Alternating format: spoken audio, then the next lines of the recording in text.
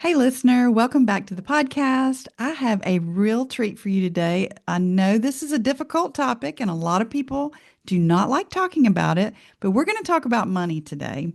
And my guest is Tiffany Miliander, and she helps people reduce their stress and transform their lives through understanding money and their mindset so that they can achieve their goals to success. She is a Ramsey preferred coach and she was a single mom who was able to pay off $64,000 in debt, which was a combination of student loans, credit cards, personal loans, and a car loan. And she knows that if it's possible for her to tackle that much debt on one irregular income, she can help you achieve whatever your financial goals might be. So, welcome to the podcast, Tiffany.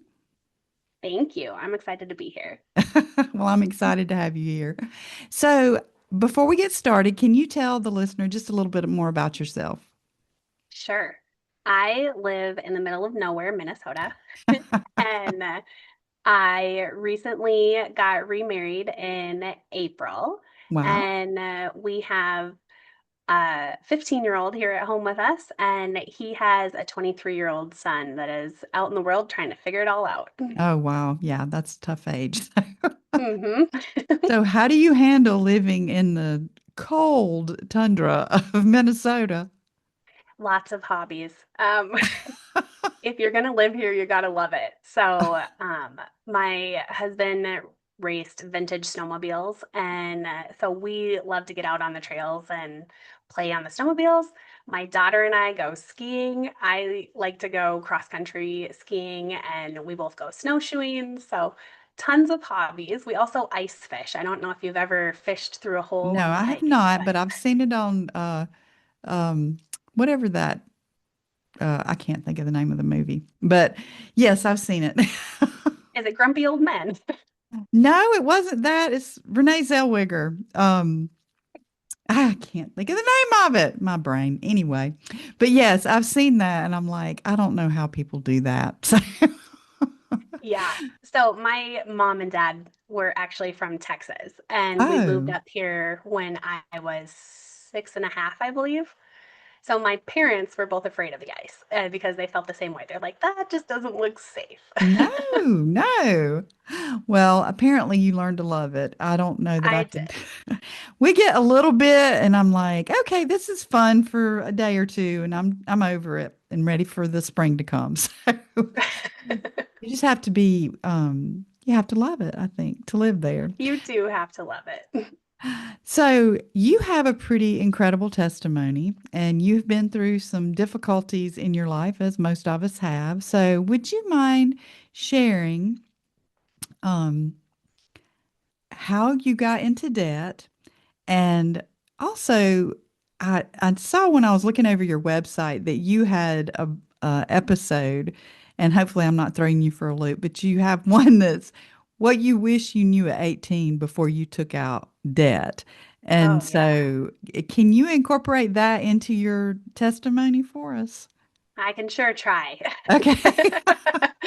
Because it's all a part of our whole life is our testimony, That's right? right. And Yeah. yeah.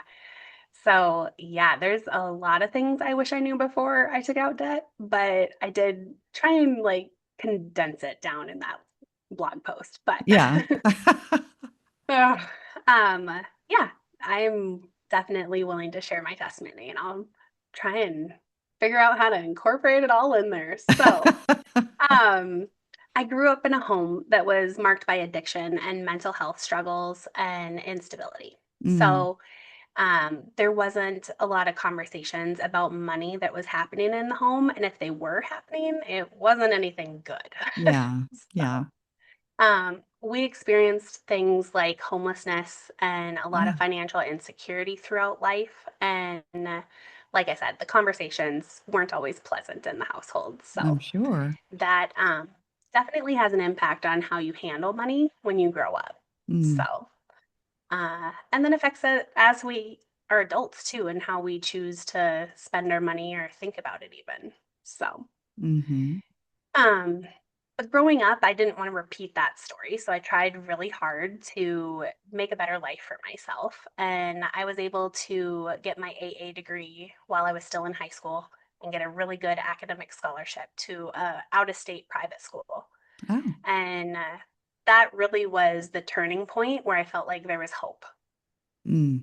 And then I got to get my dream job after that. And so I went to school to study social work and I got my bachelor's degree in that and got a career at the hospital in the local little town.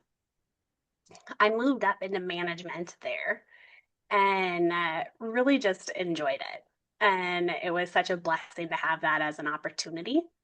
Um, and really felt like I was like living the American dream because I purchased my first house at 23 Mm. and I was married, had my daughter, and was just trying to climb the ranks at the hospital. So I got to be in management, and that's really where I found my passion for coaching because I got Mm. to lead my team.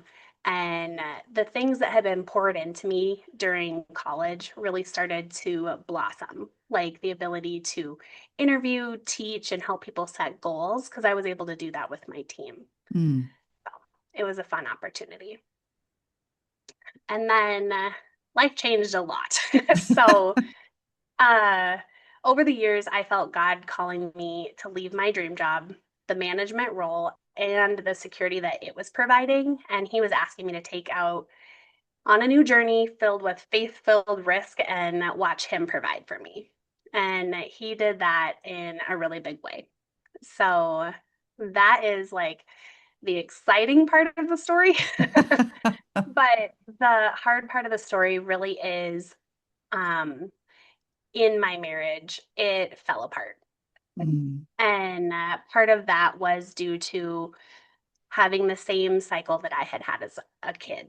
Mm. So we had a household that was full of emotional abuse, financial abuse, and he had taken out a lot of debt in our names together.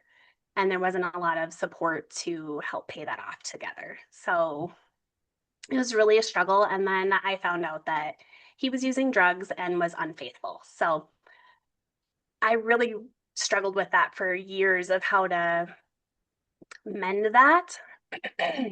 And we were together for 11 years. So it's hard to walk away from something like that. Yeah. And I had felt conviction to stay for a lot of years. And then finally I found a place of peace about ending the marriage because it was just causing so much harm. And so that meant I had to let go of the idea of the perfect marriage. And it was like God was asking me to let go of my career that had made me feel safe. And I had to let go of the idea of the marriage that I was in because Mm. it wasn't where I was meant to be. So each time it felt like I was losing a piece of who I thought I was. Yeah. So Oh. it was very difficult.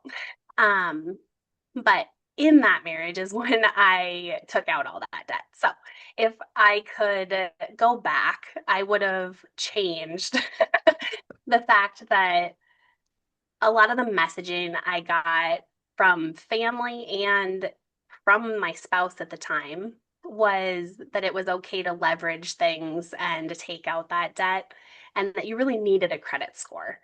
And on the other side of it, I've seen that the credit score was really just your relationship with debt so that you can take out more debt. Mm. And then you pay it off and you take out more debt. Wow. Yeah. And so that was hard. And really, I wish that I had known that you could pay for cars in cash. And if you just had cash, that it wouldn't affect you as much because you could just go buy the car. Mm. That wasn't what I was told when I was 18. I was told, let's go get a store credit card and build up your credit. And let's go get a car loan and get you some more credit. So Which I those are think a kind of lot, the things I talked about in that blog post. yeah, a lot of parents do that. I mean, we all think, oh, Mhm. you need to build some credit because you're going to need to rent an apartment and buy a car and, buy a house one day and all of that. So that, I mean, that makes sense that that was something that you easily fell into. Right.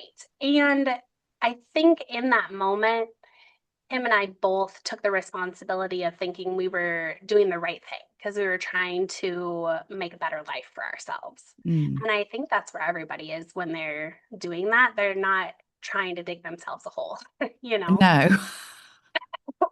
So, um, yeah, it was interesting. And I saw through my marriage and the struggle that I really had to lean on God and finding time to spend time in the Word and deepen my relationship with Him and really surrendering where I was at is what had to happen. Mm. And I actually have a verse on my wall here in my office that I look at often, and it's Proverbs 21:20. It's the wise have wealth and luxury, but fools spend whatever they get. Mm. And I felt like a fool in my marriage because we were just struggling to get by. And Yeah. it really did feel like I was just repeating history for how I grew up. And that Yeah. was what I was trying to avoid. Yeah, but I think that happens to a lot of people. They live on the edge. They don't, I mean, a lot of people they say are just like, three paychecks away from homelessness or, something like that. And I mean, it's understandable that people they spend what they make a lot of times. And so for you, well, let me ask you a question first. Mhm. So when you left your job, were you still married when you left your job? No, it all came cascading Wow. at the same time. And so it was kind of a whirlwind for me because I separated from my husband in January. We were finalized divorced by June. And then I left my job in October. And Wow. I had just purchased a new house in the midst of all of that. And so it was very overwhelming, and I felt like my life was turned upside down, and I wasn't sure why God was telling me to do any of that because Yeah. now I had to figure out how to pay all of the bills, figure out my budget, and pay off all my debt alone. And that Right. felt really scary. I'm sure it did. And I'm sure there are a lot of single moms out there who are in that same situation. So, how in the world did you do it? I feel like God was preparing my heart with nudges along the way. And that didn't make it easier in the moment. Mm. But I felt like at some point he took me by the shoulders and shook me and said, "It's time." And I don't know if that's how he communicates with everybody, or if I'm just not good at listening to him. Um, but he has to be persistent and pushy with me to get me on his path. Well, when um, you left your job, what did you do? I started cleaning houses. Okay.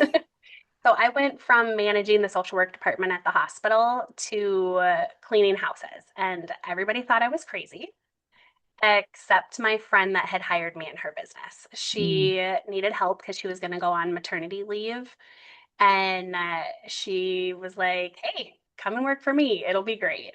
And I'm like, "Okay, I guess."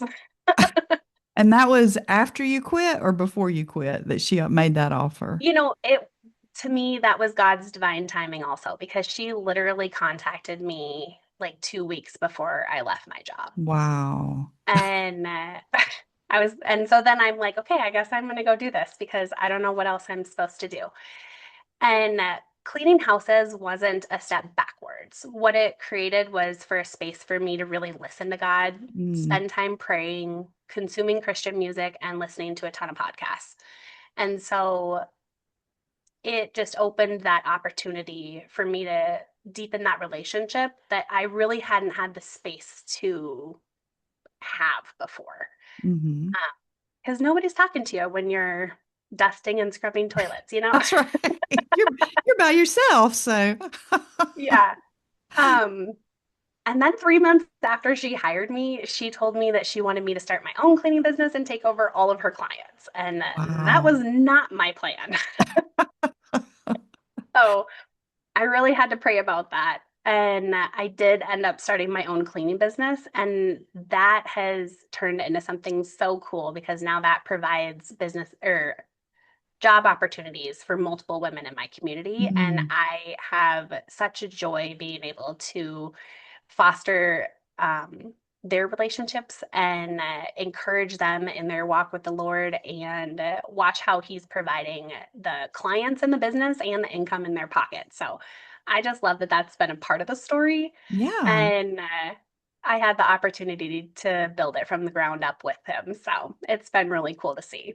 Well, and God, it's so funny. God doesn't waste anything. So you had Mhm. management skills. You had already done that. So you Yeah, had the training to build a business like that with lots of employees. So I think right. it's so funny how so many times we think something that we've been through, something that we've done is wasted, but nothing is wasted in God's Nothing is economy. wasted. I And agree. yeah, so Yeah, it's so and awesome. I also think like it's been so interesting when I look back at my story and how he's put desires on my heart along the way. And those aren't for nothing either. He Mm. uses those desires, I think, to lead us towards the path that he has for us and what his will is in our lives. And I saw that with this coaching business too, because he had placed that desire on my heart even when I was still at the hospital. And I had my first coaching client while I was still managing the social work department. And what And were you doing, financial, or what kind of coaching did you do that was then? just life coaching. Okay. And I was so thankful, but what it was really doing was building my confidence back then and telling me there was an opportunity there Mm. because the first client really didn't go anywhere and I wasn't ready to start the business. And I feel like God and I have played a game of stop and go with my coaching business. And sometimes he gives me permission to move ahead, and sometimes he says it's time to take a break. And Mm. so, as long as I'm listening and heeding that, then I seem to be doing okay. Well, yeah. But it wasn't time to start the coaching business when I was in the hospital. It was just time for him to put that desire on my heart, I think. Mm. And then as I was cleaning the houses, that desire came back to the surface. So Wow. that's when I reached out to Ramsey Solutions and took their financial coach master training and got certified as a Ramsey preferred coach. And then that helped me to launch my coaching business and motivate me to pay off my debt. So how So, did you do? How did you? I mean, I guess at this point you had started building your business, right? Your cleaning business. mhm. And so you're paying off debt. So how did you practically pay off that much debt in 4 years, right? Yep. Yeah. So 64,000 in 4 years. And that meant I had to be very resourceful and quite creative. Because like you mentioned, it was a combination of all kinds of different debts and everything. So, in order to stay motivated through that, we had a very ugly paper chain. I don't know if you've ever made those Yeah. out of construction paper. Yeah. And we hung it. I had like a half wall in my last house in between the living room and my office, and it hung on the like half wall. Um, I don't even know what it's called, but you know all about building homes, right? Yeah. Help me out here. Door Yeah. frame, Yeah. Yeah. like the frame, but I had that thing hanging in the middle of my house. And so I was faced to look at it every day, and it was so sun faded and just falling apart by the time I finally got to clip the last little ring off. So what was on each ring? I'm sorry, what was that? What was on every ring that you were clipping off? Oh, $1,000. Okay. And so that chain was very, very long when we started. That is such a great idea, though. I mean, you I have to, needed the visualization. yeah, I mean, you have to walk by that. And I Hmm. mean, some people could look at it as like a chain that's wrapped around you. But if you have the motivation to say, no, I'm going to take each one of these off bit by bit. I mean, it's kind of like how do you eat an elephant? One bite at a time, you know? Yep. So I love that you did that. That is Yeah. really creative. Well, and it was a way to get my daughter involved because Mm, when we started this journey, she was 9. mm. And so she was all about that arts and crafts with me. Yeah. So we were sitting there cutting little strips of construction paper and taping them together. And she helped me make the chain and hang it. And every time I was able to pay that off, I handed her the scissors. And so she Oh, got to cut it. So it was an activity that we celebrated together. yeah. And so I think that was a big part of keeping me motivated through it was Mm. I wanted to show my kid I could do it. And Yeah. like that was my why. And I think if you're gonna accomplish something like that, you have to have a why and know what it is. That's so Because good. yeah, because times get tough and Yeah. it's hard to want to keep just every day focusing on something that really makes you feel icky. Mm, And so knowing that I could give her a better life and we could feel peace and freedom at the end of it, and that she wouldn't have to know what that was ever like was yeah. my why. And I'm like, I need her to know that this is the goal. So, Yeah. Well, can you talk about some of the creative ways you paid the debt off? I decided to strike a bargain with my grandma to do a lot of work over at her house. And so we kept track of all of the extra work that I did. Hmm.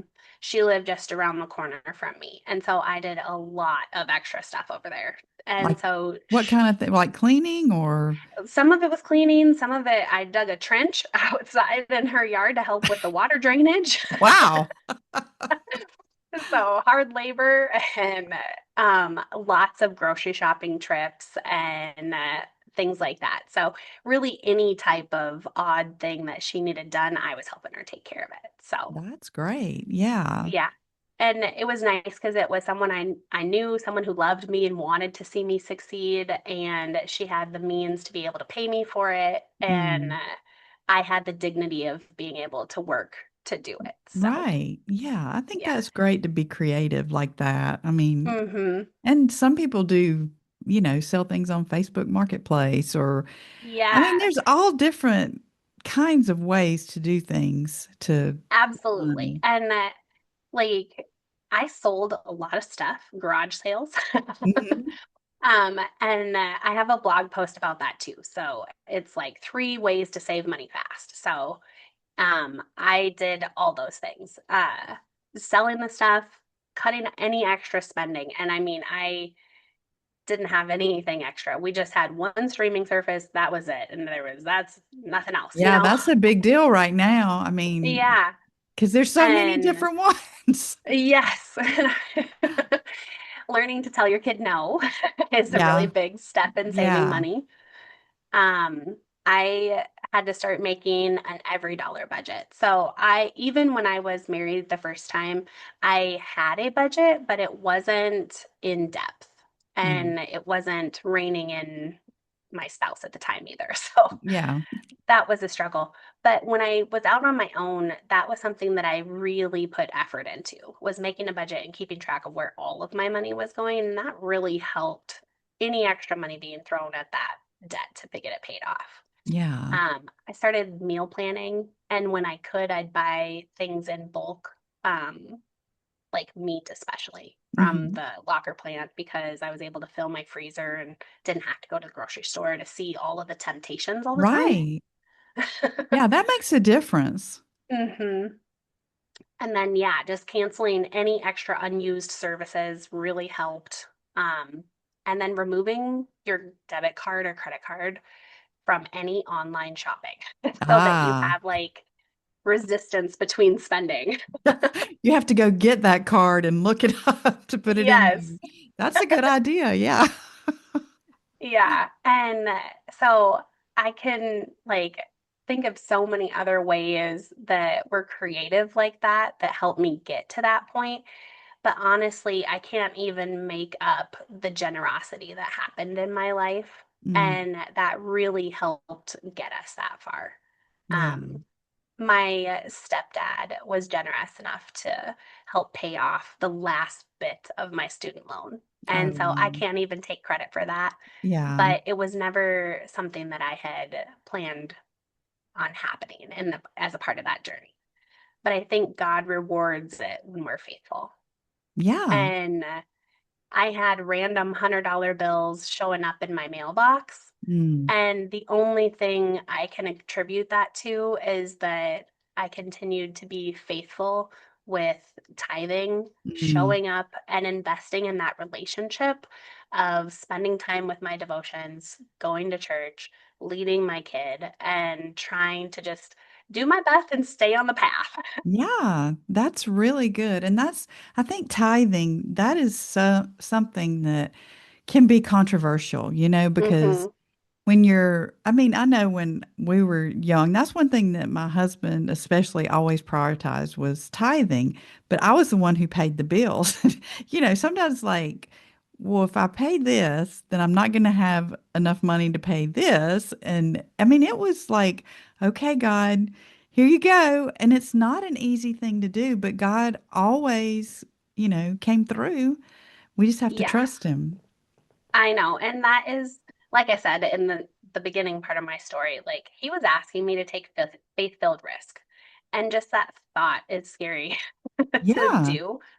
Um, but honestly, I don't know where I would be if I hadn't have taken those risks. And I really didn't know how I was gonna pay my bills, let alone like survive, because Yeah. I was just making it up as I went, trying to build a cleaning business.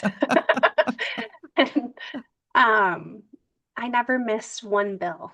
And Wow. that is only for the grace of God because I was scratching by. And Mm. so I can't give you like a step by step, like this is exactly what I did or how I paid it off. I just know that it happened and I'm so thankful. But it was a lot of hard work and diligence, I think. That is so good though, because so many times we look and think, there's a formula. If I just follow this formula step by step, then I'll get to the end and I'll get rid of all the debt, or even like just in, creating strong, faith-filled homes. It's something that I've kind of struggled with myself to try to help other people. Like there is no formula. Yet we have the word and, Hmm. we have prayer and where we can ask God to help us. But, it's not like, well, if you do this, this is what's the result will be. It's just not that way Hmm. in God's I economy. agree. Well, and when I work with people in my coaching business now, like I have strategies I can give them, and I have different frameworks that we can go through, and I know how to get them to where they want to go. But Yeah. sometimes you just can't make up what life throws at you, Yeah, and you that's have right. to pivot. And I think there has to be room for that humanness and Hmm. for God's will to just come in. Yeah. So, That's really good. I think if we just are intentional with the way we parent, the way we handle our money, the way that we deal with our marriages and relationships, family relationships or whatever, if we can be intentional, then God will kind of, make a way if we're really depending on him to help us through yeah, it. He really will. So I appreciate that you shared that because we don't know what God will do. How right. he'll come through when we're, the last minute think we're going to lose everything. And if we've given it to God, how many stories have you heard about God coming through at the last minute for people? Right. But it builds our faith. It sure does. Yeah. And I mean, paying off that much didn't just change my finances, it gave me peace. Oh And yeah. I could breathe again, which Yeah. I couldn't do before. Right. And I wasn't making decisions out of fear anymore. And that was a game changer Hmm. because it was faith-filled Yeah. decision making. Yeah. That's And really good. yeah. And I agree. Like if I could do it on that one irregular income, I know everybody else can, but it does take a mindset shift to get you to where you believe you can do it, you Yeah. know? Yeah, I agree because sometimes you just people just give up. They just throw up their hands and say, "This is too much. I can't do it," and walk away. And when Hmm. you do that, you've lost. And you don't even give God a chance to intervene when you do that. Hmm. Yeah, I agree. And I created Blessed Beyond the Stress financial coaching so that I could guide and empower women to create wealth and know their worth. And Mm, I think that's where it has to begin is knowing that you're worthy mm. of all of the love that he has. And that's a big part of the conversation. Yeah, that is good because so many times we do look down on ourselves and we don't Hmm. realize the value that God places on each one of us. No matter what we've done or what we've been through, God still loves us, you know.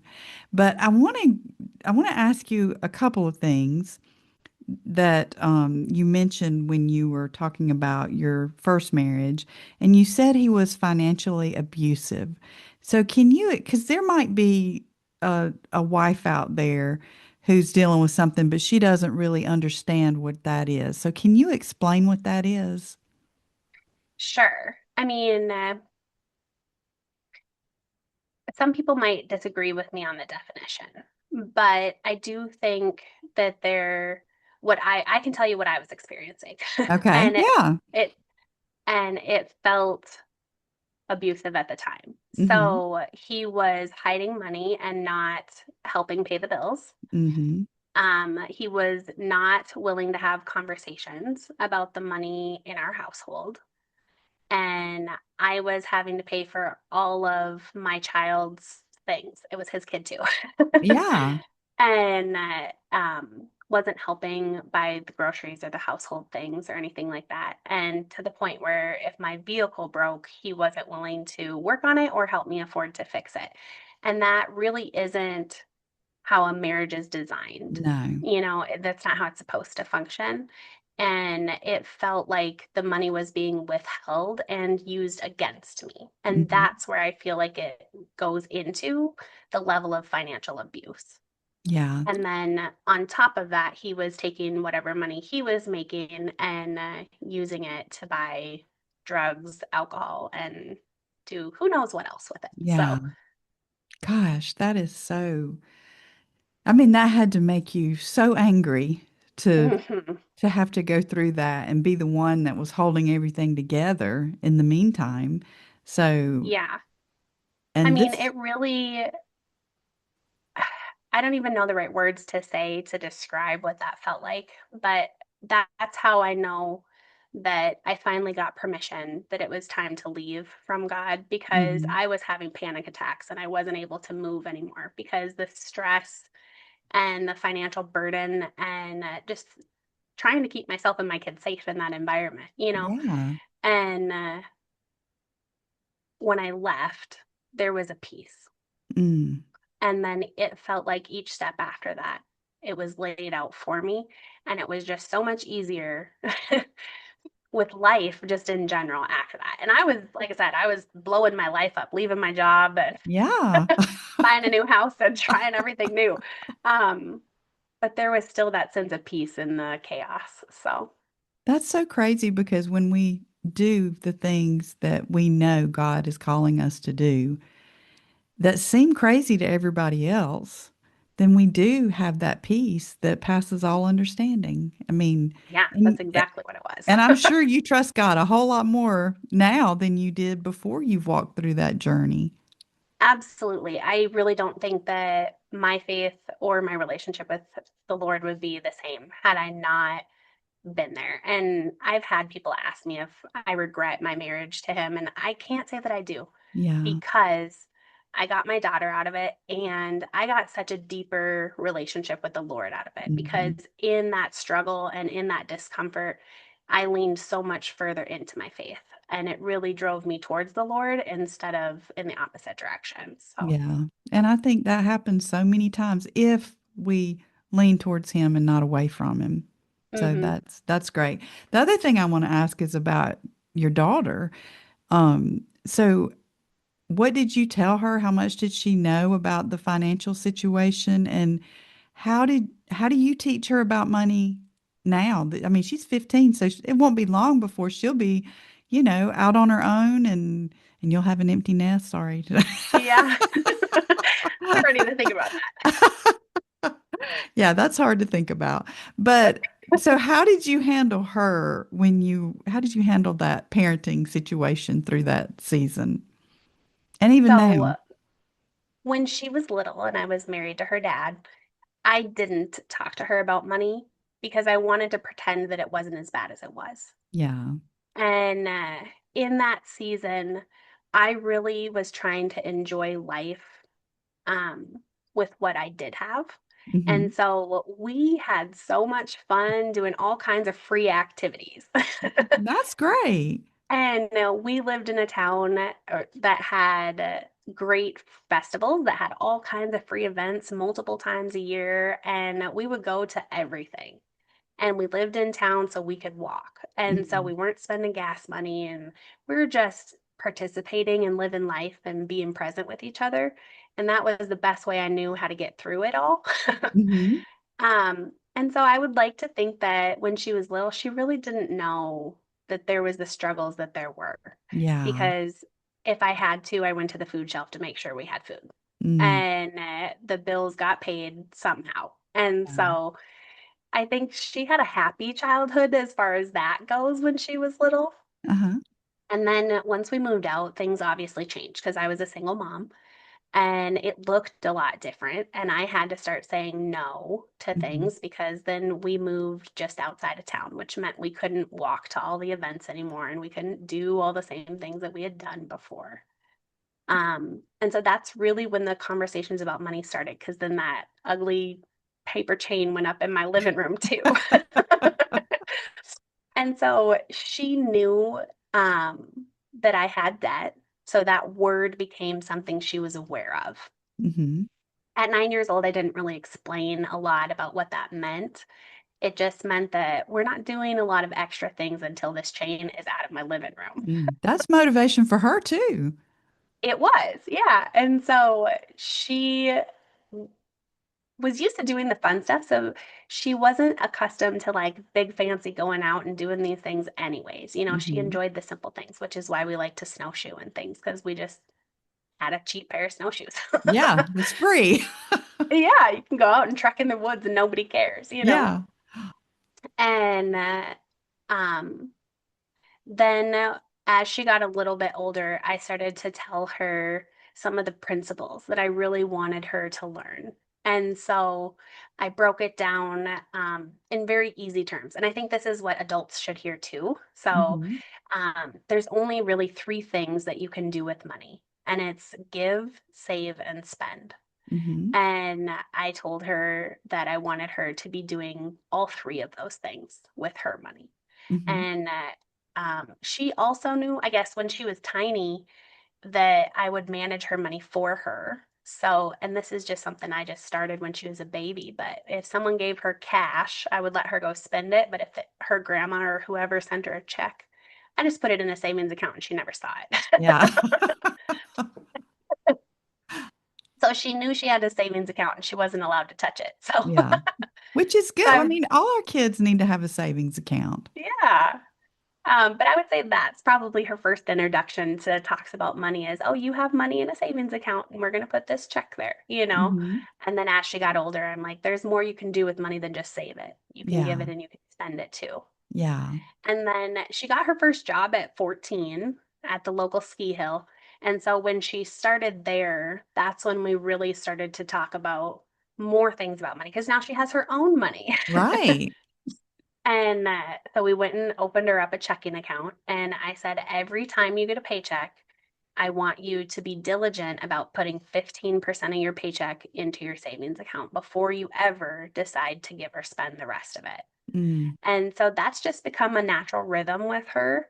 And her savings account just continues to grow because she's not getting a lot of checks these days. And so she doesn't have a lot of extra money going in there, but it's creating that habit.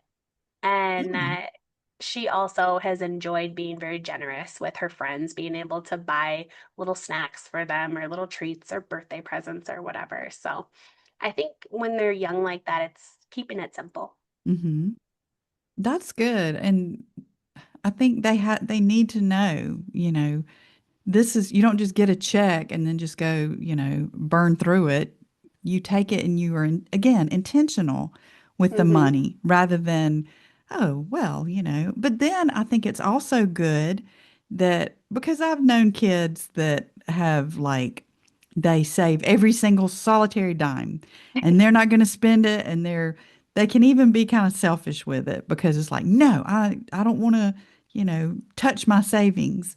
And I think that's not a healthy way to look at money either, because we Right. need to be generous with what God gives us. And again, he gives it back to us. I mean, he always blesses us when we bless others. And I think that's an automatic right there. It may not Hmm. happen right then, right in the moment, but later on you will see the blessings. I So agree. that's Yeah, important. and I don't know that everybody would be okay with doing this next thing with their kids, but I Okay. thought it was important for me. Uh-huh. So our church does like the availability of tithing online. So you can just set up an automatic Yeah. payment. And so she doesn't see the offering plate go around ever because they just Hmm. have a box at the front door and you can drop it off there if you want to. Hmm. And I wanted her to know that that was important to me. Right. And so at the end of the year, they send out like your summary of tithing. This is what Right. you do. They have it for your tax purposes. But I was like, Cadence, you need to see this. Yeah. And I'm like, I know you don't see me do this, but I want you to know that this is something that's important that I do set aside and we do Hmm. do this. And so that was another conversation I had with her. Not every parent is going to want to share the numbers or the amount that they're doing or the frequency or things like that. But I wanted that to be a lesson because I remember seeing the offering plate go around when I was a Hmm. kid, and that's just not happening in the churches No, that it's I go not. to, at least. No, mine either. Yeah. That's because it is. It's in a box at when you walk in the door. So, yeah. But it's so convenient to give online, and Mhm. especially the automatic, you don't even have to think about it, which is good, that you don't even see that. It automatically comes out. And I think it's easier to let it go when it's already like, oh, well, this is already coming out. And most Right. people do their bills online anyway, recurring or however. Yep. So I think that's a really good way to do that. So how does she feel about tithing? I think she has a good like feeling about it because she knows what it's going towards because we've had conversations about that too. Hmm. Because you can allocate like what it's going for when you pick how you're Oh donating yeah. it at my church. And Yeah. so we've talked about that. Like, I chose this for this reason, blah, blah, blah. Well, that's And good. so, yeah. And so we've had those kind of conversations about it. But generally, she's a normal 15-year-old and she's like, Mom, I'm so sick of talking about all of this stuff. Well, that's what 15-year-olds do. So Yes. so I know you've talked about it just a little bit with your daughter, but a lot of times I'll just share this story real quick. I was listening to Dave Ramsey one time, and I know Dave Ramsey, he is the expert on, you know, how to pay off bills, how to get out of debt, and that kind of thing. But I was listening one time and a lady was sharing because I could feel her heart and I felt really bad for her. But she was trying to get out of debt. She was a single mom. She had, I think, two kids, and so she had had a really hard day, and she had to work late and pick the kids up late, and they were screaming and they wanted a Happy Meal, this whole story. And she was just exhausted. She didn't want to cook, and so she went and she got a Happy Meal for the kids. And she ended up like bouncing, I don't know what they call it now when you use a debit card, but like bouncing a check, so you have these fees that you incur if you do that. And so I thought he was kind of harsh with her because he was like, that was stupid. You shouldn't have done that. But being a mom and remembering how hard it was those days that you didn't want to cook, and he's like, you can't do that. You can't. you have to always like be diligent about this. And it's sometimes you just need some kind of reward or something that you can do to kind of help get you through that that long paper chain that you're trying to eliminate from that doorway. So, what were there things that you were able to do for yourself that you treated yourself or maybe a little splurge here and there, even though you were trying to get out of debt? Yes. The answer is yes. Good. And like I said, I was a Ramsey preferred coach, and I did take Dave Ramsey's financial master training for the Right. coaching. And I do believe that his baby steps work if you work Right. them. And I Right. And think I that agree. they Yeah. have a great strategy, Hmm. but I agree with you. I think sometimes he's just really black and white. Right. He is. And I just don't think life works like that. No. Um, There's and a lot of so gray out there. there's a lot of gray. And, I would have loved to go on his stage and be able to scream, I'm debt free when I finally got free. Oh, But yeah. instead, I made my kid do it with me in my living room. Hey, that's good too. But he also has like very strict like qualifications to be able to do that scream because you Mhm. have to do it perfectly almost to Oh, like wow. get up on that stage. And I didn't do it perfectly. And I think most people don't do it perfectly No. because life happens. Right. Yeah. And emergencies come up, and hard days as a mama come up where Hmm. you just need a break. And Right. so, absolutely, I deviated from the plan. And uh, you know me a little bit by now, Carol. And Right. one of my favorite things is a vacation. Ah, And that has always been just like a part of my life. I love to travel, and it just brings me a whole sense of renewal that I can't get from anything else. I love to just go see things, try things, do things, be a part of things, and meet new people. right. And that was something that was important to me as a win. So when we would pay off a certain amount of money or something I could look forward to, is I've got this vacation going on. Mm. But the trick with it was I only paid cash for my vacations. Okay. And I think that makes a huge difference. And that's also how you can enjoy your life while living on a budget Hmm. and while you're trying to pay off anything you're trying to get through. Hmm. Um, because I needed it. I just needed Yeah. it to stay sane, you know? Right. Especially a single mom and you don't get a break. I mean, so Yeah. you do need those times that you can kind of step back and have a time of, reset and rest. Yes. And I would say that my vacations probably didn't look like most people's vacations, but I loved them all the same. So what And kind of so, vacations did you do? well, I think our favorite vacation that my daughter and I went on while we were getting through that journey was out to Yellowstone. Hmm. And so we jumped in the car, and I had a big, huge bag full of snacks and treats and things, and two coolers. One cooler was full of drinks, and one cooler was full of like mayonnaise and things that needed ice. Oh, yeah. And we went on this grand road trip, and I had told her the rules before we left that we were not going to be eating out while we were on this. We were going to be picnicking in the car. Hmm. And so the expectation had already been laid. And I That's had a good. friend. So I live in Minnesota, and I had a friend that was living in Bismarck. And so we stopped and stayed the night at her house, which saved money on hotel because Yeah. I got to stay with a friend. And I had booked our cabin out at a KOA, which KOAs are pretty cheap. Hmm. And we stayed at the KOA for 3 nights. And if you've ever stayed at the KOA, you don't have a bathroom in your cabin, and there's Oh, no running water. And okay. That is roughing it. yes, That's basically camping. So, yes, it was. And she actually asked me, why aren't we sleeping in a tent? Because we love to go tent camping. And I'm like, because I'm afraid of bears. yeah. Well, I don't think that's safe for mom and child to do that. So, Yeah. No, I was like, I'm gonna get us a really cool cabin. yeah, that's better. So, Yeah. And then it was like super affordable to get a 3-day pass to Yellowstone too. I mm, think I don't remember specifically how much it was, but I think it was close to like $15. And so, $15. yeah, Wow. That is it wa cheap. it wasn't much. And I could be wrong on that, but I remember it being real affordable. Right.